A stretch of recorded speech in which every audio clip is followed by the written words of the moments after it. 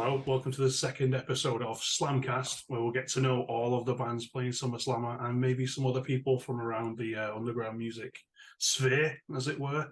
Some people that have played last year before, some people that are playing this year. Today is Mr. Daniel Lovett-Horn from Promethium. How we doing, man? You all right, dude? Premier fresh band. I'm good. Are you? I'm all good, man. All good, dude. All good. Living the dream. Living the dream. You could buy another guitar. No, not yet. I'm already in shit. I'm in proper. A bank account was discovered that I hadn't told about. That was the guitar bank account. So it's now a sofa bank account. Was that also the bank account for Annihilator stickers? I don't want to say anything, but it could be. Yeah, it could be. I love him. I love Jeff. He's pretty good, actually. Oh, right. Let's get started then, I guess. Oh, number one on my docket today. I want to know, and everyone else wants to know, really, where and when did Promethium start? It's a long time ago, right? It was, yeah, man. It was probably about the same time as like you. What were you? Were you 2007? 2011. 2011 was it right? I think it was about 2007, 2008, something like that. So it started like as a studio project just for some stuff that I had because I was like in this like 80s band that was like Winger. Nice. Nice. And then I sort of realized I was writing heavier stuff. So I thought, you know what, I'm going to disband that and like start doing the studio thing. I started doing it and then it just turned into a band from there. And then 50, 60 members later, we are where we are now, really. Yeah. I don't know. Few drummers, few singers. What is it? Yeah, I know. Yeah, I get used to it now. It's just a revolving door, really. To be honest. I'm used to it now. It's like it's a revolving door. People stay, you know, as long as they want to stay, you know, or whatever. And it just goes from there. Really. But you always sort of like evolve. You get onto the next lot, and you know, at the moment we're in a good place. We've got a good amount, some great people, and it's going well. Yeah. Vocalist is sounding pretty hench. He's doing well. He's doing it. His funniest thing is right. So I worked with James. I worked with him. He's just recently altered jobs, and he was just like I was like saying, I'm gonna, you know, we're going to be getting a new vocalist. And he was like, I really want to do it. I was like, really? And he does like all these covers gigs. Like, you know, he goes out, sings in these working men's clubs and pubs doing like all covers like Sweet Child of Mine, you know, an acoustic guitar and stuff. And I was like, really? And I said, well, listen, let's come down to the studio. Let's try. He said, I'm the only person since I want it. Came down and he just blew me away. And he'd never done rock, metal, anything like that. And he did great, and he's coming on. His stage presence is getting better. But he's writing. His lyrics are just ace. What he's done in this studio. I haven't had this much fun in years. Gordon, That's cool. No, he's done a great job, and he's one of these ones. The funniest thing is, right, we've got this like system that we have now where we have an hour of talking about it, messing around. We then start, and then he gets this melody thing, and he has like, and it's the weirdest thing. He has a piano. He starts writing a melody, writes like the melody. This is what I'm going to sing over it. And then he goes in, sings it, but he won't have the other vocals there. And you're like, how can you do that? Just what have it there. And then you suddenly play it and it's like harmonized perfectly. It's ace. It's like, to be honest, what's really cool is with everyone we've got at the moment, it pushes you to be a better musician. And it's like, I can't complain at that. We're still all dicks, but you know, you don't get a bigger bunch of dicks than us, but it's hilarious and it works well together. I can absolutely understand that. Once you get the right people. Oh, definitely. Totally. That's a long time ago. I didn't realize you guys had been going that long. Yeah, man. I wasn't great then. Oh, no, tell me about it. I had money as well, and then I got married. I had kids. It's weird because I actually got more money when I got married. Joking. What did you do? You need to tell me that, man. It pushed me to get better. It pushed me to like move jobs and did it? All right. Okay. Keep getting paid more and stuff because obviously, you know, women expensive. I had to import my wife, so it cost me. So she cost me. Oh, no, that's fair enough, man. I didn't have to do that. I just paid 35 quid on Match. That was it. She cost us. No, in all fairness, we're pretty good like that. We look after each other. But yeah, it did cost a fair bit to bring her over, but. You know, I always make the joke that I bought my wife, so. Cool, fair enough. Tax deduction, that's the main thing. Well, I wish. When can we expect new music dropping? Right, so we've just we finished the album at the weekend. So the album's done. I finished all the solos at the weekend, and we started mixing. So I was actually just doing a bit today, and we've actually already got 3 tracks done, which is cool. So the plan is we're going to release a couple of music videos. Probably going to release a music video in about a month, and then we're going to release another 2. But I don't think the album, just with everything and the distribution, and everything, we're looking at probably a September release. But we're going to have at least 3 songs out before then. So we're going to do. I think we budgeted for 4 music videos with this. So we're going to do 4 music videos. Probably have 2 or 3 out before the album, then 1 out just after the album. But we're looking at a September release, but it's worth the wait. I would bin everything I've ever done over this. I'm that pleased with it. And if not, I'll just buy all the copies for myself. So Are you playing anything off that Slammer then? Yeah, man, we are. We've added 6 songs in the set now. So we're doing that. Yeah, we're still doing a couple of the classics, but we're not doing a lot of the last album. We're not doing much off the Faces of War album anymore. I'm just doing a couple of the old ones off the first album, a couple off the second, and then all new. And just doing that. And we did the first gig the other week. We did 5 then, and they all went down great. They all went down really cool. It was like, yeah, this is good. People liked it. It was tiny bit different, still heavy. It's got a lot more melody in there. It was really good. So happy as Larry with that, to be honest. That's awesome. I'm well looking forward to that, to be honest. Still heavy, so we'll do it. We'll be the different band that day, definitely. I think we'll bring the heaviness, but we'll bring the melody. Well, I don't know, because you guys are a bit more thrash oriented. Yeah, that's fine, But I always try and pepper in some thrashy stuff in there for the day. Yeah, no, I think the thing about this year, looking at the lineup, it's such a good lineup because there's so much difference on there. You think, God, this is really heavy, and it's not. There's the heavy side, there's the melodic side, there's a bit of the thrash. I think it's a good mixture, to be honest. So you couldn't ask for more. It should sell out. It should sell out, and it will sell. Should do. It should do. Hopefully it will, because if it does, you guys will, get paid a fair wedge. Because the doors. I have all the prices. For everyone watching, we pay SummerSlam. I pay bands on the door split. So every time anyone buys a ticket, and once the costs are all covered, everything else after that just goes in a direct pot and gets split evenly amongst all the bands playing. And you can't ask any better than that. If it sells out, you benefit all of the bands playing that day, and it's the day of studio time for some of them, really. If definitely manage to sell it out. So they're not behind any bullshit. That is the way it works. The better the day, the better the gig goes, definitely. The better everyone does out of it. Definitely. Thankfully, we don't do this for the money. We do this for the love. But it can't hurt to get paid for what you do. Sometimes. So that's for everyone watching. We do pay bands based on the door split at SummerSlam. So the more people that come through the door, the more you're helping the bands. Give to your local charities. Me and the bands. Well, not so much me. Not so much me. I have to put the money into it to breathe. No, I have faith, man. You've got a good lineup, mate. It's a good thing, ain't it? This time it's going to be a really, really good thing. So I have all the faith in it, mate. Yeah, so what's the best gig you've played so far, though, from being in Promethium or even any band? What's your favourite gig you've ever played? Do you know what? There's a couple. I'd say there's 3. There's love playing in Belgium. Belgium's always it's brilliant. Belgium's just it's the respect that you get over there, and it's how lovely the people are, and they just they bring you gifts. They want to hear you. They want to know your life story, and it's just an amazing vibe. They sing the songs back to you. Everyone wants a photo. So Belgium's always great. We had the HRH. But we had a great gig at HRH a couple of years ago. I really enjoyed that. But I think one of the best gigs that I enjoyed more than anything was we were supposed to play Wildfire last year. And at last minute, it was still on the COVID sort of edge. And drummer, as usual, he got COVID. And it was joking. It was shit. And we've been looking forward to this because Wildfire in Scotland, it's a great run festival. It's really, really cool. And so there was this panic. So I was we couldn't have a depth drummer that time. And so we're right, what should we do? And I phoned, I said, listen, we're going to have to cancel. He's like, no, you're not. You're going to do acoustic. I was like, are we?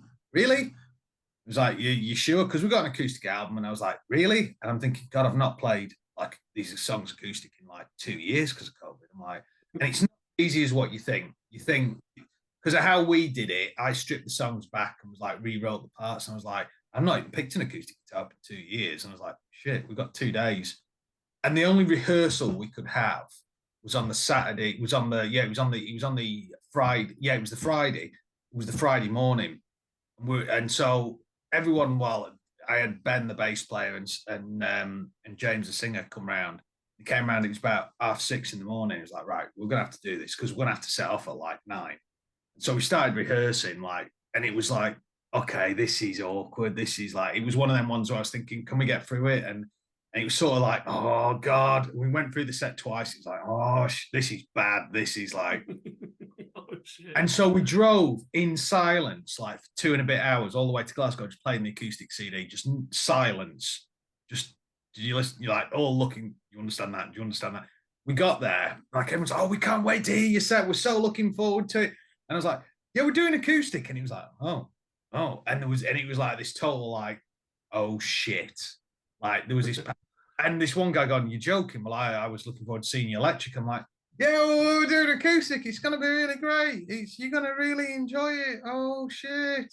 And all of a sudden, these 3 ladies came over and they were like, oh, we've just heard you doing acoustic. Oh, we love that acoustic. We can't wait. And I'm like, okay, all right, this is good. And I felt, right, I was like, we can do this.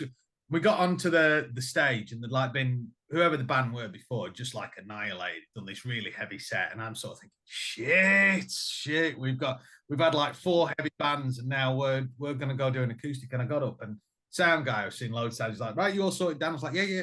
Right, do you want to bring your gear on? I was like, he's here. My acoustic guitar. Nice. And he's like there, and he's even looking like, fucking sure? Are you really? What the fuck? Yeah, he's like, are you sure? And I was like, yeah. And he's like, okay. And it was the quickest sound check of like 30 seconds in my life where he just looked at me. And sort of James is there, there's Ben sat down with his bass, sort of like on the drum riser looking down. There's me, James is there with the vocal mic, and I'm there with the acoustic, and I'm like, and he was like, and the sound guy was like, I was like, what do?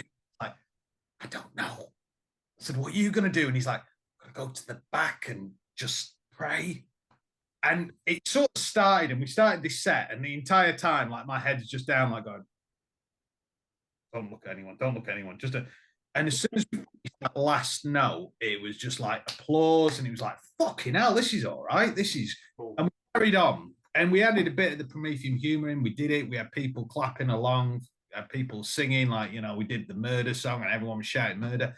And it was like, it could have been this train wreck, and instead it was like this. People were just like, hey, you know what? We fucking had our ears pummeled for like 4 bands, like, we're deaf. This is great. And he went down, it was just brilliant. It was just like, wow, this is really, really cool. So I was like, wow, okay, cool. How the fuck we got through that, I don't know, but thank God. Awesome, but it was one of them times where you're just there, and I was just, before we started, I'm just thinking, I could fucking kill the drummer. Fucking kill him now. I don't care if fucking COVID's got him, because I'll fucking get him after this. But it went down great. It was really cool. So I'd say that was one of my coolest. But like I said, Belgium, you just go over there. People are just, it's different to the UK. You go over there and you paid more, you loved more, you treated better. It's unbelievable. It really, really is. It's really, really cool. So I'm looking forward to going back there again next year. I need to get out somewhere. Yeah, that's probably the highlight. Are you going to say what's the worst gig or not? No, we don't focus on negatives here. No, that's all right then. Yeah, the worst gig I'll tell you what the worst gig I ever played was literally 2 people. And we had no vocalist because the vocalist decided to quit. And one of the guys who was organising the gig read poetry over our music. That was actually the first gig Agent 47 ever played. So there you go. That's the one negative thing. There we go. So this is in no way, by the way, meant to be like, oh, I must pick this band because I'm talking to Rick right now. But what's the top 3 bands you want to watch at Slammer? Right, I definitely want to see Waterlines because I've not seen them yet, and I always liked how they were, and I liked the new songs. When I heard it, I was like, Kev had done a reaction, I was like, this is great. So I'm looking forward to them. Of course, because I've not fucking hell, man. We've not done a gig for. Petrofest was the last time we played together. when was it? Bloody hell! So what was When that? Kev was still in the band. Was that 2019 then, or 20 or something? 18? No, it wasn't 18, was it? No, it was 19. I think. Let me Google this shit. I think yeah. Yeah. So I definitely want to see Betrayal because I've not seen them yet. So I want to see Calvin in action. I'm looking forward to seeing Spreading the Disease as well because I've not seen them for years. Yeah, I think a lot of people are looking forward to seeing them back again, which is Yeah, good. it's been years since I've seen them. No, it was 2000. Time. It was. It was 2000. I'm sure it was 2019. COVID. Just checking Pentrafest's events now. 24th of February 2020. Because it's that place in the middle of nowhere, isn't it? It's awesome. 2019, yes, Sodomites can have a Footprints in the Custard. Yeah, it was a good laugh. I remember that. Because it's just that place in the middle of nowhere. Where are we going? Where are we going? Because I remember that first band playing that song about unsolicited dick pics that made me giggle a lot. No reason why. Yeah. Oh yeah, Shit Frozen Shadows and Deified played that day as well. That was a fantastic. Oh, and Deified. I've not seen them. I'm looking forward to seeing Jamie in them. If I remember correctly, I think I left one of my earplugs on the stage. I had to come and have a look after you guys had finished, and you were like, "What the fuck?" It was a good one. That. Oh, missing an earplug. I think before that, last time we played together was probably a Grand Central gig, wasn't it? It was Grand Central 2017. Yeah. You guys were headlining, right? And oh yeah, I forgot about yeah. It'll have been 2017. That yeah, it will have been yeah. That was a fun time. God, this is years old now, this, isn't it? They had to leave that one early because of the kids. Yeah, that's the rock and roll of it, isn't it? Yeah, we go at the end of the day, we go and do this, then we come home to our kids and deploy hugs and whatnot. Oh man, the funniest story though. I get a phone call on Sunday if the kids are out with the wife, right? And I'm at home doing stuff. And I just sat down to like play a bit of video games and just have a chill before they come home. There's some antiseptic spray on the thing. Go and get it, and some plasters. Amy's basically just grazed herself, right? I'm thinking maybe she's just a couple of cuts, but oh no, she's like Two-Face at this point, right? She's grazed everything, skin in her pants and everything. Like, I'm laughing. I go through the same thing, man. It's like, what are we supposed to do? So we spend the rest of the day, just like making sure she's cool, making sure she's all right. And she got off school yesterday, so I brought her Mackies to cheer her up and all that other stuff. So that's the other side to it, though, isn't it, Dan? We've all these like metal guys. Oh yeah, totally. I did. But I tell you, I'll beat that. I came home. I was in the studio the other week, a couple of weeks ago on Sunday. So I got there at 8 in the morning. I stayed till 4. Right. 5, yeah. And I got home and I was like knackered. I'm like, it's about half an hour where I got home. I was like, right, done. I'm going to chill. I'm just going to relax. And the phone goes. And she's like, you can hear on the phone. She's all shaking up. And I'm thinking, shit, who's died? And there's part of me thinking, oh, we're going to get left something. Who is it? Who? I'm trying to sort of listen, going, what? Are we in the will? Are we in the... And I can see she's getting emotional now. I'm thinking, right, it's not my mum. Oh, God, is it her mum? God, what's happened? She comes off the phone. And our eldest was at army camp. She goes, it's Adam. He's had an accident. I was like, all right. She said, he's in hospital. He's got concussion. I'm like, oh, shit. Oh, fuck. All right. Okay. All right. So we're not getting anything left in the will then. All right. Okay, fine. And she went, you're going to have to... And I was like, all right. Yeah, that's fine. It's no problem. So I thought he was in the lakes. I thought, it's half an hour away, whatever. Turned out the fucker was in Bangor. And I was like, Wales? And she was like, yeah. But it's 6 o'clock on a Sunday night. Do you really want me to go and get him? Should we leave it? Is it important? Is it?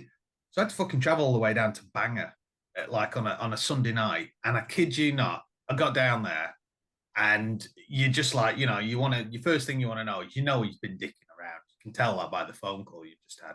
You go into this hospital, and it was like going back in time. It was like literally everyone had COVID masks on. It was like rammed. There was like, I mean, I couldn't understand anyone to begin with, you know, how they were talking. You know, I had to write shit down. And I couldn't understand any of the writing on the wall. So I was even Googling them. What does that mean? And then you get there. And I think I stayed there till 1 a.m. before you could be seen. But you're just like, you know, the first thing is, you know, he's there going, "Hi, Dad, you all right? I'm glad you're here." And I'm like, what the fuck happened? Because I've just traveled 3 hours and I wanted to fucking chill. So what the fuck have you done? He turned out dicking around and then falling over and banged his head. And then you've got a 4-hour drive back, obviously. And it was just like one of those points then going, yeah. Remember when I didn't have kids? It was great. I love them sometimes. Was it? Well, you know, you had more money, you know. You didn't have to have but I mean, you didn't find Lego everywhere. You know, it was good times. Yeah, I don't mind having an excuse to buy more Lego. Definitely don't mind having an excuse. Like behind me, I've just set up an Xbox station for them, like so they don't have to use the TV all the time. It was at my desk, to be distracted when I'm trying to work. So behind me, you know, pretty cool, man, to share that stuff with them. You know, it's like speaking of video games, are you playing anything at the minute? Yeah, I am actually. I've gone old school. I'm a Mortal Kombat 3. You know what? I was just playing Mortal Kombat 4 before, actually. Yeah, I've gone back in time now. I've gone back. Bought that. You know those Mega Drive, the emulator, the small like mini ones that came out. Yeah. Bought one of them for my eldest a few years ago, and he just didn't get into it. I was like, oh my god, these are the games from my youth, and so I just went in the and then the little lad found it. He goes, "What's this?" And I said, "Oh, it's games," and sort of showed him Sonic and all this and everything. And he said, "What's Mortal Kombat?" I went, "Let me show you, son. Let me show you." How old is he? He's 7. Sorry, no judgment here. Yeah. So anyway, so after beating his ass and him getting really upset, and I was like, I don't care. You don't mess with your dad on Mortal Kombat. I was then in the studio again. He then spent the entire day with the wife getting all the moves online, learning them all. And now I can't touch him. And that guy's kicking my ass non-stop. And he's learned them to perfection. He knows that if you put back, say, forward, right, flash, forward, it does this. He's like got it down to a T. And I'm like, shit. Right. I thought I had one over you, and I don't now. Sub-Zero's break across the head fatality, block, run. Yes, correct. From a step away. I can remember a few things from MK3. I got it with my PlayStation back in the day. Yeah, no, I've been living the dream on it. He's ace. I was like, God, I forgot how good this is, and now I can't even play because it kicks my ass. Well, I figured out that the Switch N64 controller works really well with Mac, so I've been using it for emulating 64 games. So I've been heavily on Mortal Kombat 4 because I believe Mortal Kombat 4 to be one of the most superior 3D, 2D fighting games. Partly because Quan Chi and that fatality where he just batters him with his own leg. Yeah, it's not his class. His class. Well, I've got the youngest doing that, and then the eldest now he started doing guitar, so he's nicking my shit all the time. Yeah, it's not too bad. I know, it's good. It's an excuse to buy more gear as well. It's ace. That's what my eldest is, man. Like I built her a pedal board at Christmas. Like she's got a decent pedal board now. She got Strat last year. She wants a flying V. I'm like, I can help with that. No, not right now.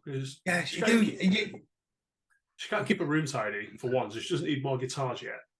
Because she's got a few guitars actually. She's not like a one guitar person. She's got a baritone ukulele, acoustic, electric. She's good for now for just learning for 15. She's all right for now. She's got a bass she can use whenever she needs one. You can never have enough guitars though. There's actually a Fender Strat in the closet there that's broken. That at some point I'm going to restore or get restored, so she can have that. It's not too bad. Well, I worked it out. If I gave one of my old V's to use, which is now sort of like taken, I'm now using the money to replace it. She's sort of semi-working, doing my best. Yeah. Even though I only use like 2 guitars, I'm trying to. Well, I kind of miss my Explorer, so at some point I probably want to get another Explorer bass. So you can never have too many, man. You can never have too many. Definitely give a bass to the child. Just got a text from the wife actually. Ben wants snuggles. So we have come to the end of this actual journey. That's pretty much all the questions in there. Quick hypothetical comic book question now. Yeah, go on then. I'm ready. Who do you think would win in a fight between Wolverine and Grogu? Star Wars from Mandalorian, obviously, and Wolverine from the X-Men. I don't know. That's a good one, man. I actually think it could still be Wolverine. I don't think he could take him. I don't think anyone could, because you've got to look at it and you've got to go down the old man Logan route. You know, he outlasted all of them. I think he'd be the same. I think he'd be the same, even though the film wasn't as good as the comic book. Grogu has force powers, so he could essentially just lift Wolverine into some kind of, thing. But Wolverine's got good hair, good beard, and adamantium claws. Yeah, fair enough. So I think he would, because like I said, if you read all the Logan stuff, the comic books, not the film. I think he would. I think it would be like that. I think it was good. I was expecting more like a Deadpool and Wolverine sort of comment, but I think it still would be Wolverine. You've got to put an underdog that could possibly beat the person against it. Deadpool and Wolverine is kind of a stalemate, isn't it? It's like they just okay, all right then.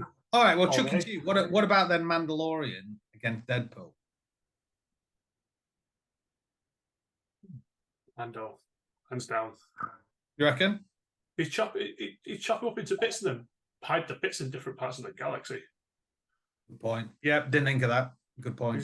He's methodical and probably very sadistic. Yeah, very good. Good point. Good point. I didn't think of that. Good point. All right, I'll let you have that one. Not that I've got a mind for this type of thing. I've never thought about this in my entire life. I don't sit here hypothesizing things like that, which is not exactly why I have this Grogu as Slash. That was made by Imperial Critics Prop Shop, who will be at SummerSlammer selling things just like this. Shout out to Emma. Good leg. It was good. With that, sir. It was a good query there. It was a good query. I think I could be. I don't know. It is an interesting one because you're bringing two different universes together as well. So it'd be a different multiverse, wouldn't it be? Yeah. Let's not go too deep into that. No, that's not. With that, sir, I will leave you be. Cool, man. And I will see you. I'll see your ass at SummerSlammer. Dude, we fucking will, man. Look forward to it. Can't wait. It's going to be one of the best festivals of the year, no doubt whatsoever. Everyone watching, go and check out Promethium right now. They are awesome. I'll put a link in the description and go to summerslammer.co.uk. Grab some tickets and we'll see you there. Take care of yourselves, guys. See you later. Bye.